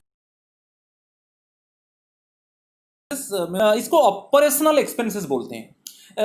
operational expenses क्या है? ऐसे आप देखा है, जो गवर्नमेंट ऑफिस में जो गुड्स को एक ईयर के अंदर यूज किया जाता है, वो only with in 1 year, 1 year के बाद वो ऑटोमेटिकली उसको कंडेमनेशन कर दिया जाएगा। वो जो गुड्स के ऊपर जो फंड इन्वेस्टमेंट होता है वो ऑपरेशनल एक्सपेंडिचर कहा जाता है। वहाँ पर मैं वही लिख दिया, opex model are the funds an organization uses to run its day-to-day business. OPEX items are generally used up within the year they are purchased. तो यहाँ पर क्या हो सकता है? Printer, cartridges, paper and other supplies are always purchased under the operating expense budget. जो 1 year में ख़त्म किया जाएगा और जो डे टू डे यूज जो जो गुड्स का होता है और जिनको ओनली 1 ईयर यूज किया जाएगा। ओके, 1 ईयर के लिए वो फंड आता है और उसके ऊपर इन्वेस्ट होता है, उसको ऑपरेटिंग एक्सपेंसेस बोलेंगे ओपेक्स मॉडल में। क्लियर है? बहुत इंपॉर्टेंट है। एक है capex model. Capex model of goods and services क्या है? आप जो ऑफिसेस डिपार्टमेंट्स में देखा होगा, वो फिक्स्ड एसेट्स है, जैसे इंप्रूवमेंट ऑफ बिल्डिंग, चाहे परचेज ऑफ व्हीकल्स, चाहे परचेज ऑफ इक्विपमेंट्स और लैंड। जो fixed assets, those type of assets used again and again. Okay, जो फिक्स्ड एसेट्स है उसको कैपेक्स मॉडल में लिया जाएगा। इसको अल्टरनेटिवली इसको PP&E, property plant and equipment कहा जाता है। याद रखिए, 1 मार्क क्वेश्चन आ सकता है। PP&E capex model. कैपिटल, जो कैपेक्स मॉडल है वो कैपिटल एक्सपेंडिचर मॉडल है। कैपिटल एक्सपेंडिचर जो ओपेक्स मॉडल है वो ओपेक्स मॉडल के ऑपरेटिंग एक्सपेंसेस मॉडल। ओके, तो ये कैपिटल एक्सपेंडिचर मॉडल में क्या है ना, refers to the funds spent by the government departments and their subsidiaries on fixed assets। समझ में आया? जो फिक्स्ड एसेट्स होता है क्या क्या है इसमें ना, improvements of building, vehicles, equipments और land. This is also known as PP&E, property plant and equipment. ये जो प्रॉपर्टी प्लांट एंड इक्विपमेंट के ऊपर जो पैसा इन्वेस्ट होता है और ये सब फिक्स्ड एसेट्स है, उसी को हम कैपेक्स मॉडल में लेंगे, कैपिटल एक्सपेंडिचर मॉडल में लेंगे। और थोड़ा रिवीजन के लिए मैं बता रहा हूँ, जो रूल बहुत इंपॉर्टेंट है, एग्जाम में आ सकता है। Standard methods of obtaining beads. So different method से बीड्स ऑब्टेन करने के लिए, तो जो मेरा सेकेंड वीडियो है जनरल फाइनेंशियल रूल्स 2017, आप देखिए, मैं एडवर्टाइज्ड और ओपन जो है सेम है, एडवर्टाइज्ड टेंडर इंक्वायरी और ओपन टेंडर इंक्वायरी, ATE और OT, ये रूल 161 है। Next limited tender inquiry, LTE, it is rule 162। ये दोनों को मैं मेरा प्रीवियस वीडियो में मैं डिस्कस कर चुका हूँ। रूल 163 2 बिड सिस्टम आज डिस्कस किया। देन 164 2 स्टेज बिडिंग और एक्सप्रेशन ऑफ इंटरेस्ट बिडिंग और मार्केट एक्सप्लोरेशन, इसको किया। जो इसमें क्या होता है ना, प्री क्वालिफिकेशन बिडिंग सिस्टम होता है, शॉर्टलिस्ट किया जाता है बिडर्स को। अच्छे से बताया। इसमें क्वेश्चन रेगुलरली आता है। Single tender inquiry with proprietary article certificate and without proprietary article certificate बताया। STE को बताया, रूल 166 मगर 165 मिसिंग है। 161 लगातार, 161 advertise, 162 limited, 163 two bid, 164 two stage bidding, 165 क्या है बताऊंगा लेट बीड्स है। लेट बीड्स क्या है, जो एडवर्टाइज टेंडर इंक्वायरी है और जो लिमिटेड टेंडर इंक्वायरी है, ये दोनों में क्या है, एक टाइम दिया जाता है, उस टाइम के अंदर बीड को सबमिट करना है। वो टाइम चला जाएगा, उसके बाद वो इट मीन्स बिडिंग डॉक्यूमेंट्स को एक्सेप्ट नहीं किया जाएगा। तो ये 165 रूल है। मगर बिडिंग अभी हम बोल रहे हैं कि इन्वाइटेशन ऑफ बिडिंग सिस्टम जो मेथड से 164 टू स्टेज बिडिंग, 166 है single tender inquiry. Okay, single tender inquiry में बताया एक पर्टिकुलर फार्म से जब गुड को प्रोक्योर किया जाता है। जैसे वहाँ पर एक है original manufacturing, original manufacturing equipment. Okay, वहाँ पर मैं बता चुका हूँ ऑलरेडी, एक पर्टिकुलर फार्म से किया जाता है। वो पर्टिकुलर फार्म से हम डिपार्टमेंट जब प्रोक्योर करता है वो सिंगल टेंडर इंक्वायरी है, STE है। और रूल 167 है इलेक्ट्रॉनिक रिवर्स ऑक्शन। और जो लेट बीड्स के बारे में थोड़ा देख लो, it is rule 165। In case of advertise tender enquiry and in limited tender enquiry, late bids में bids received after the specified date and time for receipt of bids. जो डिपार्टमेंट एक time देता है, कंसर्न डिपार्टमेंट टाइम देता है कि इसी time के अंदर bidders they should have deposit their bids, वो टाइम क्रॉस कर जाएगा। जो टाइम होता है क्लोजिंग डेट के बाद बीड्स को सबमिट किया जाएगा, तो डिपार्टमेंट्स उसको एक्सेप्ट नहीं करेगा। वही लेट बीड्स जो है वो रूल 165 में आता है। तो ये सब चीज़ को मैं बता दिया, क्लियर।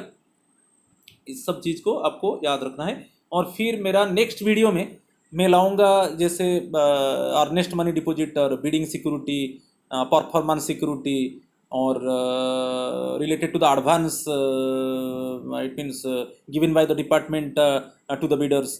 तो ये सब चीज़ मैं नेक्स्ट वीडियो में लाऊंगा। सो फ्रेंड्स, मेरा वीडियो अच्छा लग रहा है तो मुझे कमेंट कीजिए। लाइक करने से कोई दिक्कत नहीं है, थोड़ा लाइक तो कर दीजिए और सब्सक्राइब कीजिए मेरा channel Asit Sarikhomania. My name is Asit Kumar Patnaik, my YouTube channel is Asit सरीखोमानिया।